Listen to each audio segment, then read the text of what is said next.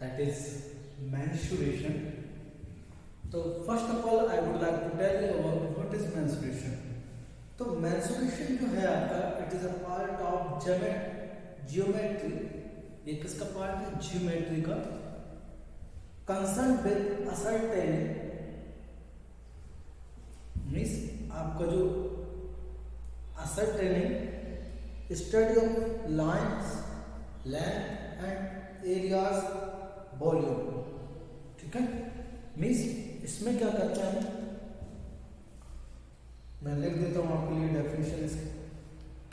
तो मेंस्ट्रुएशन क्या है? It is a part of geometry. किसका पार्ट है? इट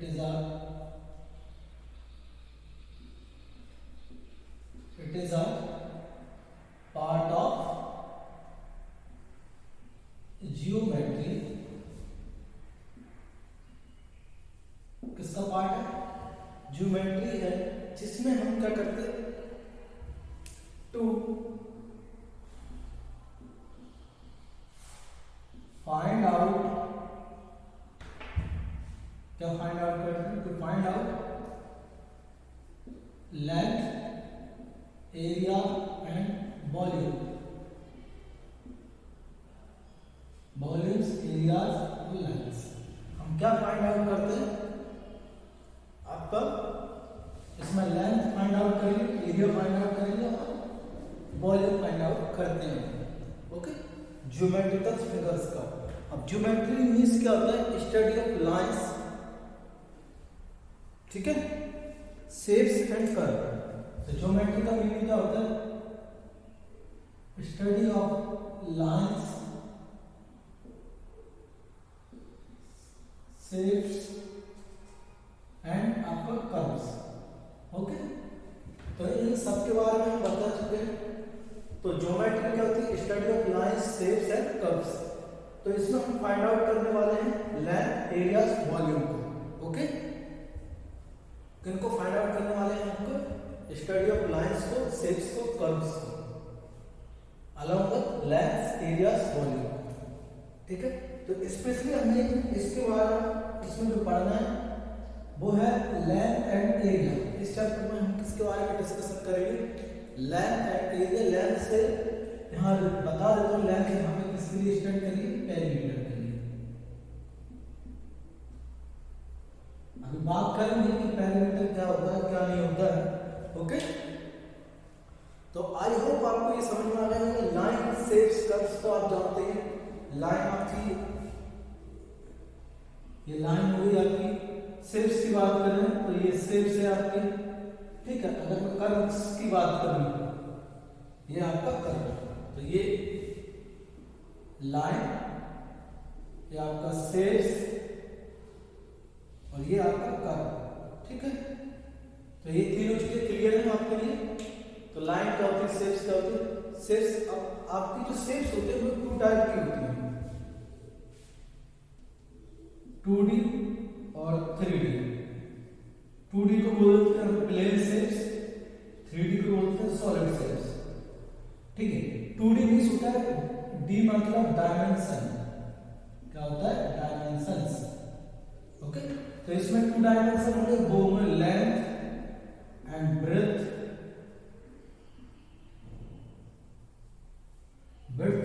ठीक है. और इसमें क्या होगा? आपके लेंथ, ब्रेथ और आपका हाइट. ठीक है, ये तीन चीजें इसके अंदर होंगी. तो इसमें हम स्टार्ट करेंगे फर्स्ट ऑफ ऑल पेरीमीटर से. तो पेरीमीटर क्या होता है? ठीक है,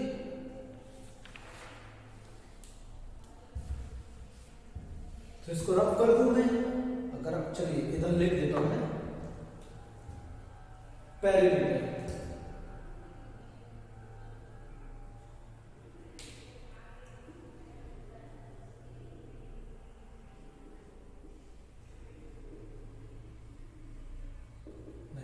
before going to discuss about perimeter, मैं बता देता हूं. मान लीजिए मैंने कोई शेप ले ली, ये शेप ले ली. Okay,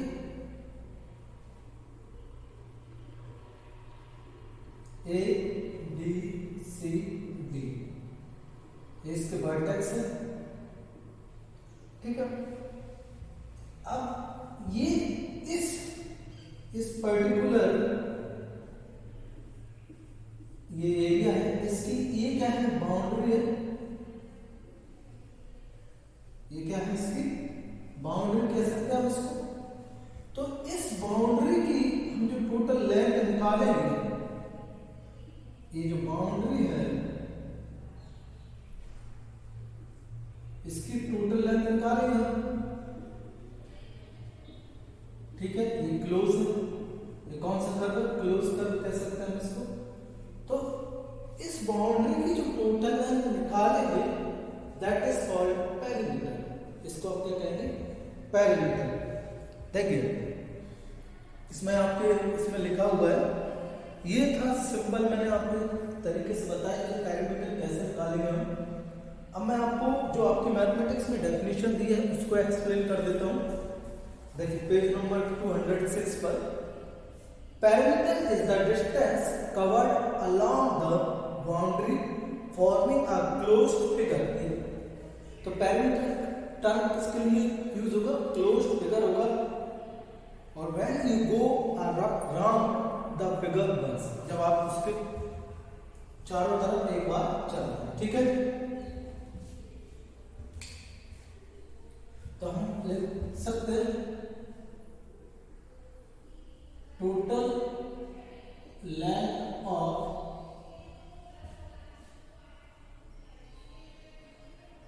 boundary of any closed figure. तो जो टोटल लेंथ होगी और वो क्लोज फिगर कैसा होना चाहिए, जो क्लोज फिगर है आपका वो कैसा होना चाहिए आपके लिए। देखिए ये भी क्लोज फिगर है, लेकिन इसकी आप पेरीमीटर फाइंड नहीं कर लेंगे, लेकिन इट्स सो डिफिकल्ट, ठीक है। तो यहाँ पे हम जो आपके क्लोज फिगर पढ़ेंगे वो किससे बना होना चाहिए, लाइन सेगमेंट से बना होना चाहिए। वो किससे बना होना चाहिए, लाइन सेगमेंट से। किससे बना चाहिए वो, लाइन सेगमेंट से, ओके। तो आई होप कि आपको ये समझ में आ गया होगा यहाँ तक का कि कैसे हम किसी भी क्लोज फिगर का पेरीमीटर क्या होती है, क्लोज फिगर क्या होता है, शेप्स, लाइन, मेंसुरेशन क्या होता है, ठीक है। अब मैं इसको रफ करता हूँ, आगे बढ़ेंगे हम इसमें, ठीक है। तो तुमने भी कुछ डेफिनेशंस जो मैंने आपको बताई वो आप लिख लेना। जैसे मेंसुरेशन की डेफिनेशन हो गई, पेरीमीटर की डेफिनेशन हो गई, ठीक है। 2D 3D फिगर्स क्या होते हैं मैंने आपको बता दी। एग्जांपल मैं लिख देता हूँ आपको 2D फिगर के। जैसे आपका स्क्वायर हो गया, रेक्टेंगल, ट्रायंगल, ठीक है। तो स्क्वायर, रेक्टेंगल, ट्रायंगल। नेक्स्ट आता आपका सर्कल। तो ये आपके क्लोज फिगर है जो आपके इस चैप्टर में आए हैं, उनके बारे में बात कर रहा हूँ। वैसे तो और भी होते हैं आपके प्लेन फिगर, जैसे आपका पैरेललोग्राम हुआ, रोम्बस हुआ, काइट हुआ, ट्रापेजियम हुआ, ठीक। तो ये अनदर आपके क्या है, प्लेन फिगर है, लेकिन हम इसमें इतनी बात करेंगे।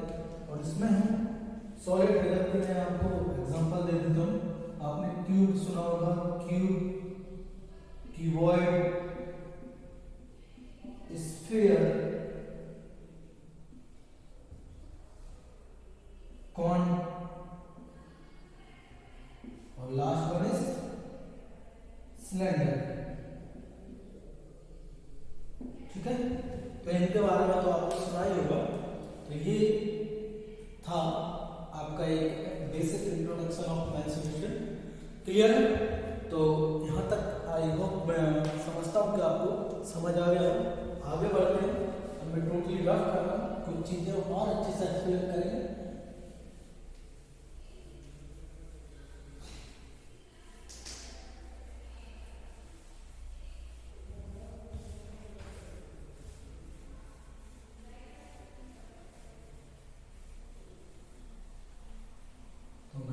ये हम करा,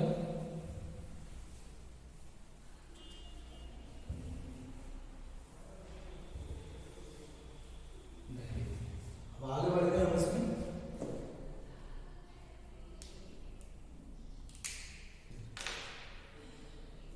मान लीजिए मेरे पास एक क्लोज्ड फिगर है,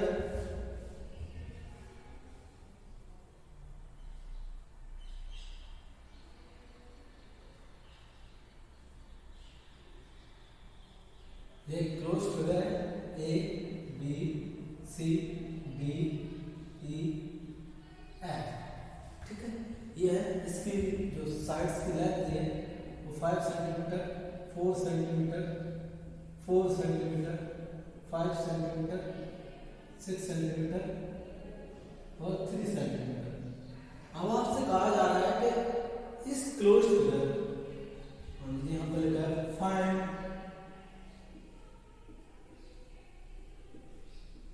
perimeter of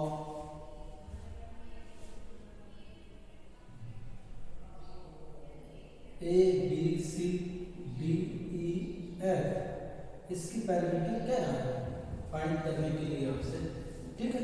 तो इसकी पैरामीटर हम कैसे फाइंड करेंगे उसको समझते हैं।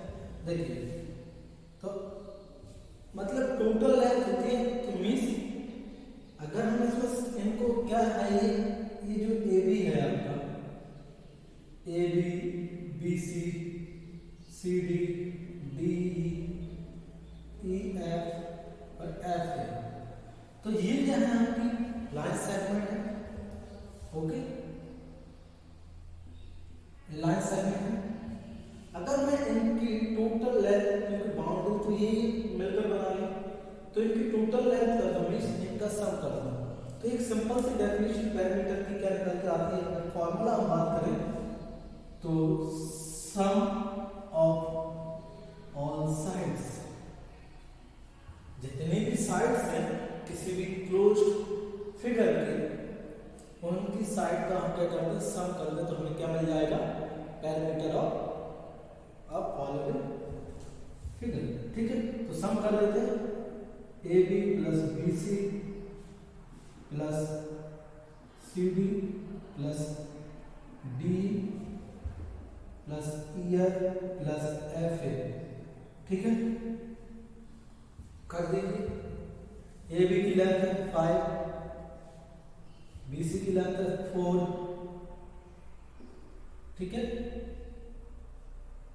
फिर सी डी की लेंथ है 4 प्लस डी की लेंथ है 5 प्लस ई एफ की 6 प्लस एफ ए की 3, ठीक है।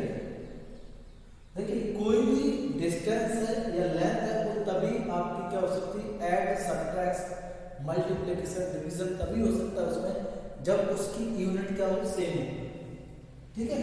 आप देख रहे हैं यहाँ सभी की यूनिट किसमें, सेंटीमीटर में, तो ये इजीली क्या कर सकते हैं, इसको ऐड कर सकते हैं। तो ऐड करेंगे हम, कितना आएगा ये, 5 और 4 9, 4 13, 5 18, 9 6 24 और 3 27, और ये किसमें आएगा आपका 27 सेंटीमीटर। तो लाइक दैट हम क्या करेंगे, इसकी पैरामीटर को फाइंड करेंगे। तो हम लिख सकते हैं यहाँ पे, hence parameter of figure is 27 centimetre, ठीक है। मैंने बोल दिया अगर नहीं लिख रहा हूं तो आप लिख, तो hence the parameter of figure is 27 centimetre, okay. अब मैं बात करता हूं आपसे रेक्टेंगल की, ठीक है।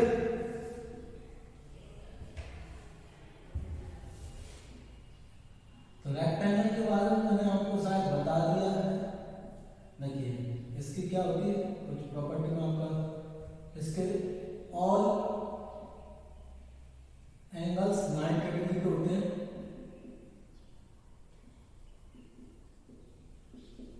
अपोजिट साइड क्या होती है, इक्वल, ठीक है। अपोजिट साइड्स क्या होती है,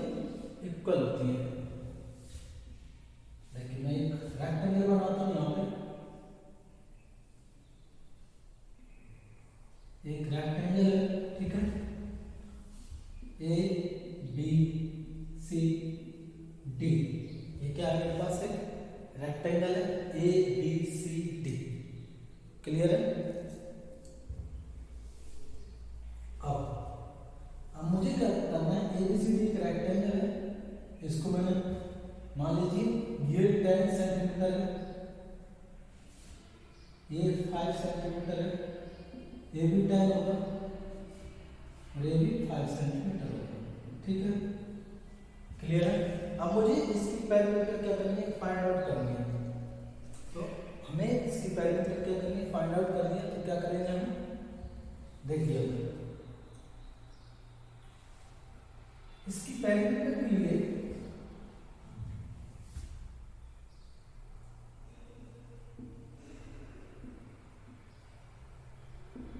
पेरीमीटर क्या होगा,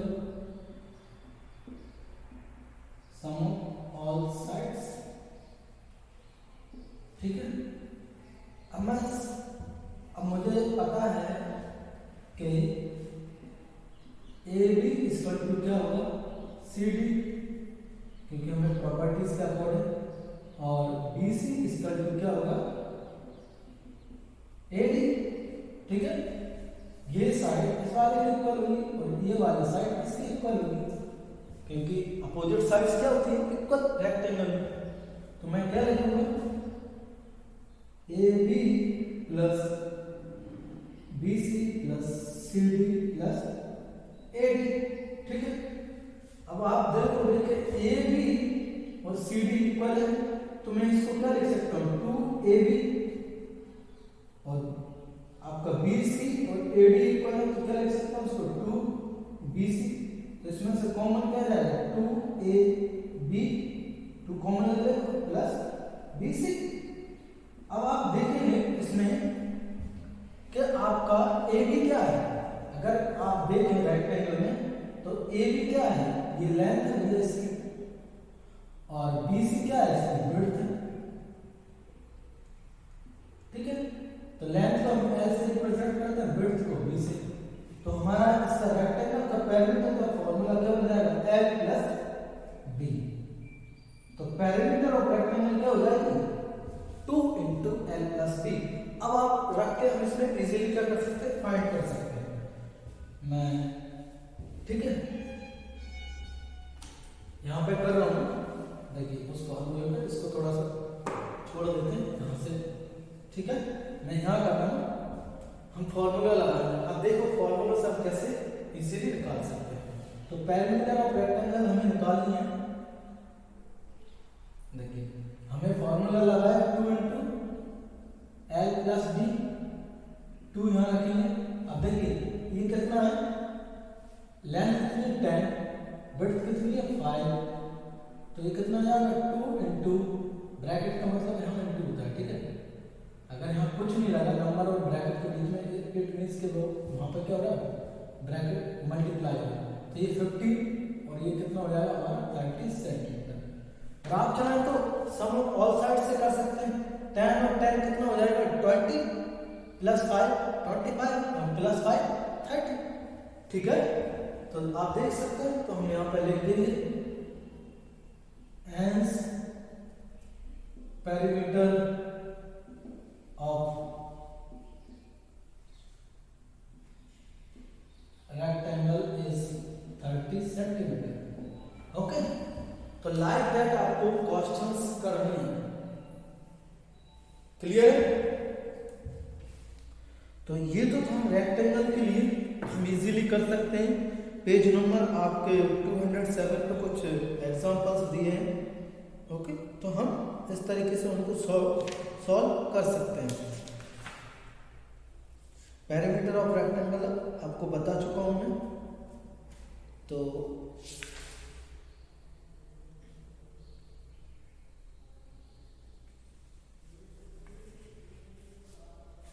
ओके। तो पेरीमीटर ऑफ रेक्टेंगल आप फाइंड कर चुके हैं। अब बाकी कुछ और रेगुलर फिगर की हम क्या करेंगे, पेरीमीटर की बात करेंगे कि बाकी के जो रेगुलर फिगर हैं उनको हम कैसे उनकी पेरीमीटर फाइंड आउट करेंगे, ठीक है। और मैं आपको एक बात बता दूं, मैथमेटिक्स आपको अगर अच्छे से सीखना है, करना सीखना है, तो you have to do practice of several questions, different type के क्वेश्चंस की आप प्रैक्टिस करिए। आपके बुक में जो एग्जांपल दिए हैं उनको जरूर करिए। जब आप करेंगे तभी आपको आएंगे, ठीक है। आप नहीं करेंगे तो आपको नहीं आएंगे क्वेश्चंस, ठीक है। पहली बार तो हम निकालने जा रहे हैं आपका पैरामीटर और रेगुलर शेप्स। तो रेगुलर फिगर के पैरामीटर निकालेंगे।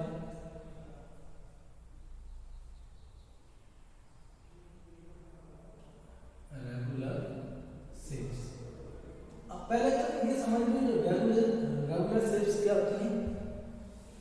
इसकी जो साइड्स होती हैं, sides are equal length, means जो साइड्स होती हैं रेगुलर फिगर की वो कैसी होती हैं, इक्वल लेंथ्स की होती है। कैसी होती है, इक्वल लेंथ्स की होती है। क्लियर। अब मैं आपको दो रेगुलर फिगर हैं आपके बुक में, हम उनकी पहले बात करते हैं। तो पहला है आपका स्क्वायर, मीन्स इसकी जो स्क्वायर जो होता है इसमें 4 साइड्स होती हैं।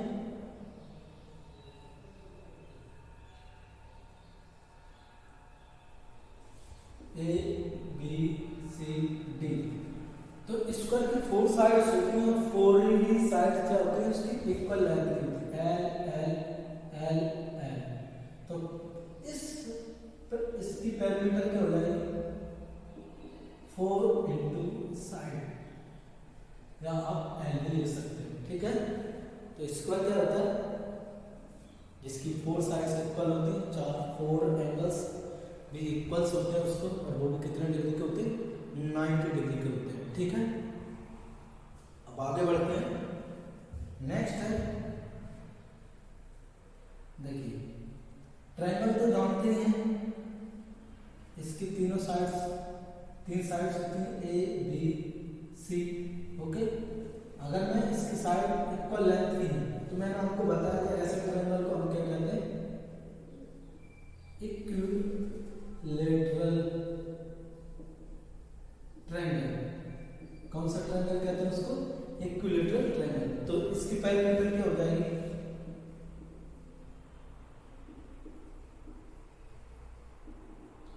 इंटू साइड्स इंटू एल, क्या हो जाएगी, 3 into side into L, means आपका साइड भी लिख सकते हो और आप एल भी लिख सकते हैं, ठीक है।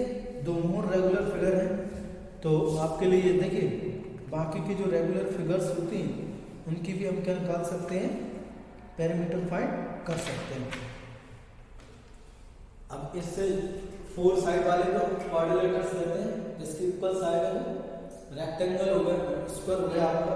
अब अगर मैं 5 वाला बना लूँ तो उसको पेंटागन कहते हैं, 6 साइड वाले को हेक्सागन कहते हैं, 7 साइड वाले को हेप्टागन, 8 साइड वाले को ऑक्टागन, ठीक है। ये कहते हैं इस तरीके से। तो हम एक्सरसाइज की तरफ बढ़ते हैं। और फर्स्ट ऑफ ऑल आपको क्वेश्चन आंसर जो आपके एग्जाम्पल्स है बुक के, उनको जरूर करिएगा, ठीक है। अगर आप नहीं करेंगे तो आप इजीली उस चीज को नहीं समझ पाएंगे, ठीक है।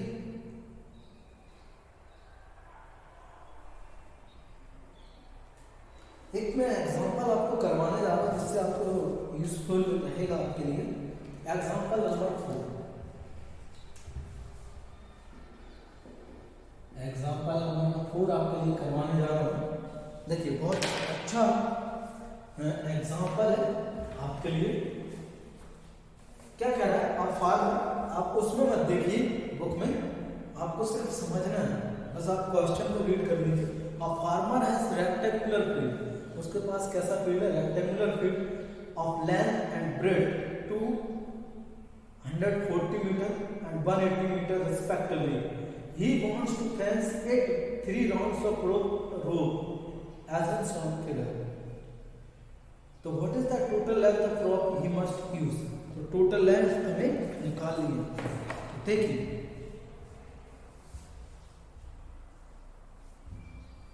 तो हम जब भी आपसे मेंसुरेशन आप करें, पेरीमीटर हो या एरिया कुछ भी निकालना, you have to draw a diagram of that a particular figure.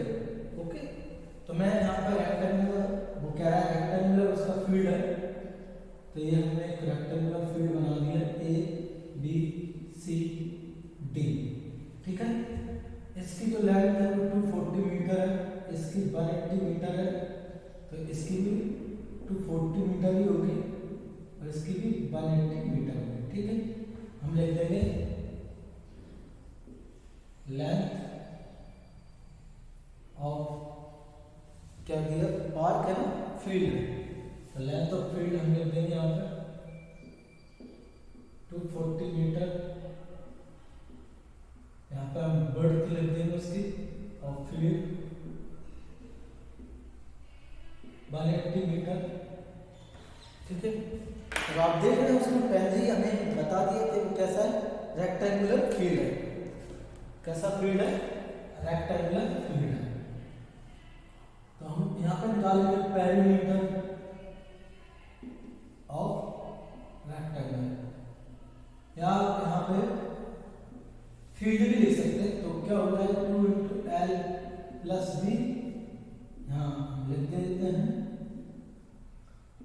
2 into, आप ऐसे भी लगा सकते हैं 240 प्लस 180, तो 2 इंटू एक कितना हो जाएगा, ऐड करेंगे, मल्टीप्लाई कर दी 048 मीटर। तो ये तो आगे क्या है इसकी पेरीमीटर। अब वो क्या कह रहा है, जो आपका किसान है, फार्मर है, वो 3 रस्सियों में मींस 3 चक्कर लगाना चाहता है रस्सियों के, फेंसिंग जो करना चाहता है वो 3 इस तरीके से चक्कर लगाना चाहता है। आपकी बुक में बहुत शानदार डायग्राम बना हुआ है 3D इस तरीके से। तो ये तो एक ही चक्कर की लेंथ है, ठीक है ना, ये एक ही राउंड की लेंथ है, तो 3 राउंड की लेंथ निकालेंगे। तो हम निकालेंगे यहाँ पे टोटल लेंथ ऑफ रोप, तो टोटल लेंथ कितनी हो जाएगी इसकी 840 मल्टीप्लाई 3, तो 0 to 25 मीटर। ठीक है, कितनी हो जाएगी 2520 मीन्स 2520 2520। तो ये इसकी कितनी क्या हो जाएगी, ये इसकी टोटल है तो रोप की। यहाँ तक तो हमारा क्वेश्चन कंप्लीट हो गया। अब मैं इसमें एक चीज और ऐड करना चाहता हूँ। मान लीजिए अगर इसमें इस एग्जांपल में उसने दिया होता द कॉस्ट ऑफ रोप, अगर उसने रस्सी को फेंसिंग कर रहा है उससे, अगर उसकी मान लो उसने क्या दे दी थी, कॉस्ट दी थी, मान लो उसने दे दी थी 5 रुपीज 5 पर मीटर। तो क्या करेंगे हम, जब भी आपको किसी भी चीज की कॉस्ट दी जाए पर मीटर या 100 मीटर, तो हम उसको रिस्पेक्टिवली चेंज करके निकाल सकते हैं। तो आपके में अभी नहीं आएगा, आपका पर मीटर है, पर स्क्वायर मीटर है, कुछ भी आ सकता है, सेंटीमीटर। तो हमेशा याद रखिए, जब भी आपको कॉस्ट दी जाए और आपको टोटल कॉस्ट निकालनी है, तो हम क्या करेंगे, मल्टीप्लाई करेंगे। क्या करेंगे, मल्टीप्लाई करेंगे। तो हम निकाल देंगे, यहाँ पर लिख देंगे टोटल कॉस्ट ऑफ रो क्या हो जाएगी 25, जो टोटल लेंथ है रस्सी की, हम उससे क्या कर देंगे, मल्टीप्लाई कर देंगे, हमारी कॉस्ट आ जाएगी 0.06 10 12। ठीक है, कितनी आएगी आपकी 5.0. ओके, तो ये इसकी क्या आ जाएगी, टोटल कॉस्ट आ जाएगी। तो इस तरीके से हमें सारे एग्जाम्पल करने हैं, समझने हैं। ओके, और you have to try to find solve the exercise 10.1। Easy exercise है। पहले मैं चाहूँगा आप लोग एग्जाम्पल करें, और आपको अगर नहीं आता है, अगर आप उसको जो एक्सरसाइज है उसमें कोई भी क्वेश्चन नहीं आता, तो आई विल सॉल्व यू, जो आप सॉल्व कर सकते हैं उसको कर लीजिएगा। ओके। Thank you.